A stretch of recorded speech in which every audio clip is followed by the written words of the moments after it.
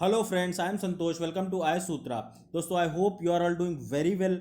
आशा करता हूँ आप सब बहुत अच्छे होंगे। आज का जो मोटिवेशनल कोट है इसमें बोला गया है, कामयाब होने के लिए अपनी मेहनत पर विश्वास करना होता है, किस्मत तो जुए में आजमाई जाती है। मतलब आपको लाइफ में कोई भी गोल, लेट से कि कोई आपका जो ड्रीम है कि आप जो अचीव करना चाहते हैं, तो उसे अचीव करने के लिए आप सिर्फ और सिर्फ मेहनत पे रिलाई कर सकते हैं और उस पे अपने आप पे विश्वास रखते हुए उस जो गोल है आपका उसे अचीव कर सकते हैं। किस्मत को बोला जा रहा है, किस्मत तो जुए में आजमाई जाती है। कहा जाता है कि अगर आप मेहनत पूरी शिद्दत से करेंगे ना, तो किस्मत और सारी चीज़ें आपको उस गोल से अचीव करवाने के लिए, उस गोल से मिलवाने के लिए लग जाती हैं और आप वो गोल अचीव कर देते हैं। तो सबसे ज़्यादा इम्पॉर्टेंट यहाँ पे यही है कि आप मेहनत करें, आप अपने आप पे भरोसा रखें और आप अपना गोल ज़रूर अचीव करेंगे। तो ये था आज का मोटिवेशनल कोट। फिर यहाँ पे अगर आप देखेंगे कोरोना केसेस के बारे में, तो वर्ल्ड में अगर आप देखेंगे तो टोटल 3 करोड़ 68 हज़ार के आसपास का ये आंकड़ा है। टोटल ये पार कर गया है। इसमें अगर आप टॉप कंट्रीज़ देखेंगे तो USA, India, Brazil, Russia, Peru बना हुआ है। इंडिया की अगर आप केसेस देखेंगे तो लगभग 53,05,447 केस टोटल पॉजिटिव निकल के आ चुके हैं। इसमें से 42 लाख के आसपास पूरी तरह रिकवर कर गए हैं। और जो टोटल केसेस अब इंडिया में पर डे आ रहे हैं, लगभग 90,000 से लेके 1 लाख के बीच में पर डे केसेस आ रहे हैं। 85,625 लोग कोरोना वायरस की वजह से जान गंवा चुके हैं अपनी।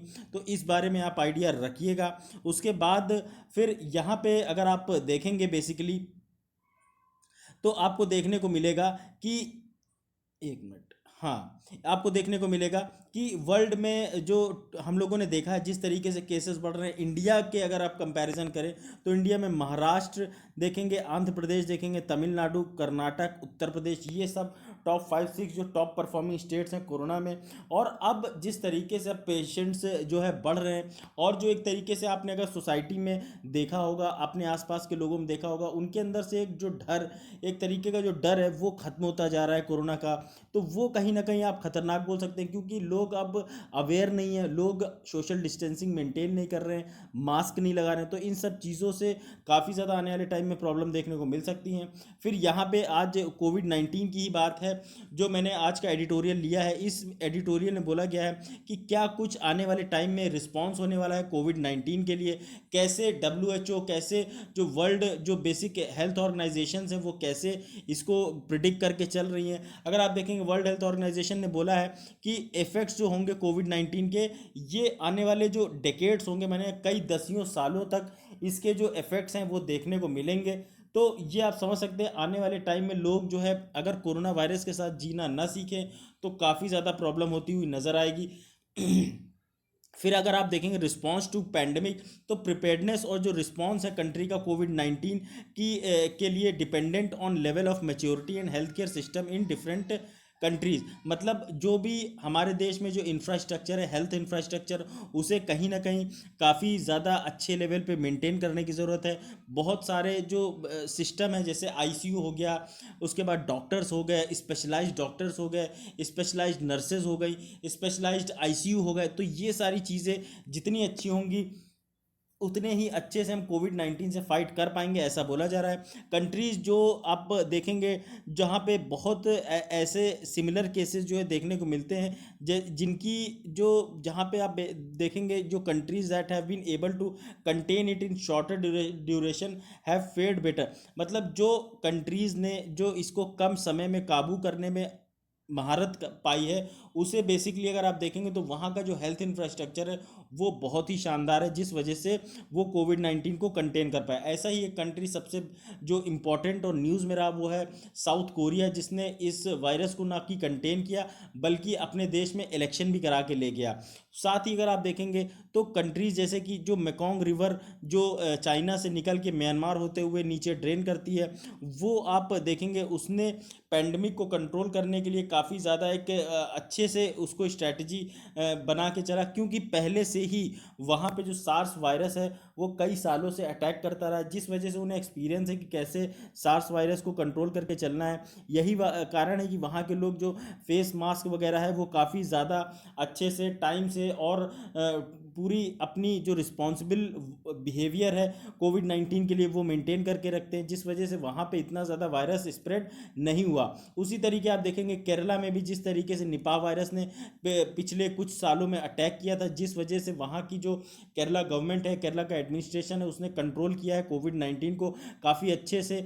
आप देखेंगे जो हेल्थ इंफ्रास्ट्रक्चर है केरला का ऑलरेडी काफ़ी अच्छा है, और जो उसकी एक अवेयरनेस है किसी डिजीज़ के लिए, जैसे निपाह से एक एक्सपीरियंस मिल गया था उन्हें, उसी तरीके से उन्होंने जो है कोविड-19 को भी बेसिकली कंटेन करने की एक कोशिश करी और उसमें कामयाब भी हुए। क्योंकि अगर आप स्टार्टिंग में देखेंगे तो जैसे अभी मुंबई है, मुंबई के बाद केरला स्टार्टिंग में नज़र आता था, तो कहीं ना कहीं केरला अब यहाँ से हट के काफ़ी ज़्यादा नीचे जा चुका है, और कहीं ना कहीं कोविड-19 को पूरी तरीके कंट्रोल करने में काबू उसने पाया है, और मोर्टैलिटी रेट जो है वो भी काफ़ी ज़्यादा कम देखने को मिलता है। यानी कि बहुत कम लोग कोविड-19 से को मौत होती है केरला के अंदर को, तो आप समझ सकते हैं कितना अच्छे से चीज़ों को मेंटेन करके चल रहा है। उसी तरीके आप देखेंगे ताइवान, साउथ कोरिया भी ऐसे देश हैं जहाँ पे कॉन्ट्रैक्ट ट्रेसिंग जो है ये काफ़ी अच्छे से करी गई, और जिसकी हेल्प से उन्होंने कोविड-19 को कंटेन करने में काफ़ी अच्छे से काम किया। रिसर्जेंस अगर आप देखेंगे वायरस का, तो वायरस जो है ये बेसिकली फिर से एक तरीके से अटैक कर रहा है। अगर आप देखेंगे जैसे साउथ कोरिया जैसे देश में इन्होंने जो स्टार्टिंग में कंट्रोल पाया, अब वापस इस तरीके का जो कोविड-19 का अटैक है फिर से देखने को मिल रहा है। ऐसा ही इंडिया में अगर आप देखेंगे तो दिल्ली के अंदर भी फिर से केसेस बढ़ते हुए नज़र आ रहे हैं। तो आप देखेंगे due to fear of job losses, economies और जो ये सब है, अगर इतनी ज़्यादा जो जॉब लॉस हो रही है, इतनी ज़्यादा जो इकोनॉमी डंप हो रही है, इन सब चीज़ों का जो एक तरीके से वायरस से रिलेशन है वो काफ़ी ज़्यादा करीब देखने को मिल रहा है। क्योंकि ज़्यादा से ज़्यादा अगर आप देखेंगे कि जो अपनी इकॉनमी को एक्सपैंड करने के लिए सारी चीज़ें जो खोली जा रही हैं, उससे कहीं ना कहीं वायरस को बड़े पैर मिल रहे हैं और वो काफ़ी बड़े पैमाने पे अटैक कर रहा है। अगर आप देखेंगे इसमें जो स्ट्रिक्ट लॉकडाउन्स थे उनको प्रॉब्लम होती है। अब लोग जब आप देखिए ना कि हमारी कंट्री में जब लॉकडाउन लगा तो कितनी ज़्यादा प्रॉब्लम हुई, पूरी इकॉनमी एक तरीके से ठप हो गई थी, रोड सन्नाटी, कोई भी रोड पे चलने वाला इंसान नहीं था, सब बिल्कुल साएं बाएं होता था। तो ये सब चीज़ें जो हैं हमारी इकॉनमी जो है उससे काफ़ी ज़्यादा उस पर इम्पैक्ट पड़ा है। उसके बाद अगर आप रीजंस देखेंगे तो मेंटेन अगर हमें करना है हाई लेवल ऑफ, हमें अपने टाइम आने वाले टाइम में high level of discipline maintain करना होगा विद इन टाइम फ्रेम, और जो अपना कमिटमेंट है उससे काफ़ी ज़्यादा अच्छे से काम करना होगा, जिससे कि हमारे देश में या फिर वर्ल्ड में भी केस ज़्यादा तेज़ी से ना बढ़ें। फटीग है, फटीग एक तरीके से आप बोल सकते हैं जैसे सर में दर्द होता है बेसिकली, तो ये इसे क्लासीफाई किया गया है behavioural fatigue, economic fatigue, social fatigue, administrative fatigue. Fatigue basically जब आप चीज़ों को सही से टैकल नहीं कर पाते हो, सिरदर्द एक तरीके का बन जाता है, उसको भी बोला जा रहा है कि हर जगह एक तरीके से कंटिन्यू आप देखेंगे अगर कि जब लॉकडाउन लगा हुआ था इकोनॉमी हमारी स्लो चल रही थी जो, तो उसकी वजह से लोग काफ़ी ज़्यादा स्ट्रेस में थे। हर जो काम किया जाता है नॉर्मली वो सब काम नहीं हो पा रहे थे, जिस वजह से बहुत ज़्यादा प्रॉब्लम हो रही थी। तो ये सारी चीज़ें एक्सटेंडेड जो लॉकडाउन्स हुए इनका जो इम्पैक्ट पड़ा है बिजनेस में वो बहुत ही एक बोल सकते हैं आप नेगेटिव इम्पैक्ट पड़ा है। बहुत ज़्यादा जो बड़े बड़े बिजनेस थे वो डंप होने की स्थिति पे आ गए हैं, लोगों की नौकरियां चली गई हैं, बहुत ज़्यादा लोग स्ट्रेस में सुसाइड कर रहे हैं। तो ये सब जो चीज़ें हैं वो आने वाले टाइम में इसे कैसे कंट्रोल करके चलना है ये सोचने वाली बात होगी।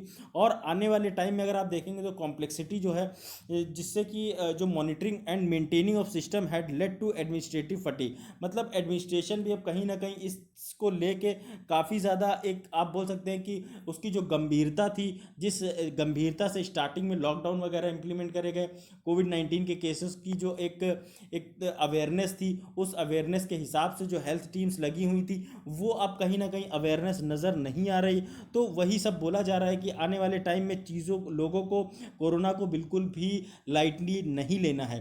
वे फॉरवर्ड में अगर आप थोड़ा सा देखेंगे तो अभी जो एग्जिस्टिंग डेटा है वो around fatigue and its time fair needs to be study to figure in the response of future fatigues. मतलब अभी जो डेटा निकल के आ रहा है इसको प्रॉपरली एनालाइज करने की ज़रूरत है, कॉम्प्रिहेंसिवली पढ़ने की ज़रूरत है, जिससे कि इस डेटा के हिसाब से आने वाले टाइम में जो हम कोविड-19 का जो इम्पैक्ट बड़े पैमाने पे बड़ी एक जॉब लॉस और लाइफ लॉस, ये सब जो चीज़ें देखने को मिलेंगी, इनको अगर अभी से हम डेटा को एनालाइज करके कायदे से चले तो हमें ये सब चीज़ों से बच पाएंगे। अभी आप देखेंगे करंट पैंडमिक जो है is not the last one and the countries around the world need to be better prepared for the next one. ऐसा नहीं है कि कोरोना वायरस आ गया है आज तो आने वाले टाइम में अब और कोई दिक्कत ऐसी नहीं आएगी।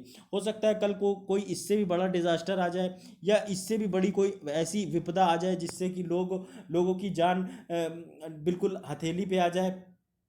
तो यही बोला जा रहा है कि आप किसी भी एडवर्स कंडीशन के लिए अपने आप को इस लेवल पे तैयार रखिए कि पूरा देश मिल के एक साथ चल सके और पूरे इस जो भी डिज़ास्टर आए उससे कहीं ना कहीं पूरा देश मिल के अपनी नेशनलिस्ट टेंडेंसी के तहत उससे फाइट कर सके। तो ये सब चीज़ें हमें अभी से सोच के चलनी पड़ेंगी जिससे आने वाले फ्यूचर को हम अपने एक सस्टेनेबल वे में ले चल सके। तो ये था दोस्तों आज का total lecture. I hope you like this. आज का लेक्चर थोड़ा सा छोटा ही था क्योंकि कुछ ज़्यादा इंपॉर्टेंट था नहीं आज के एडिटोरियल्स में जो मैं डिस्कस करूँगा आपसे।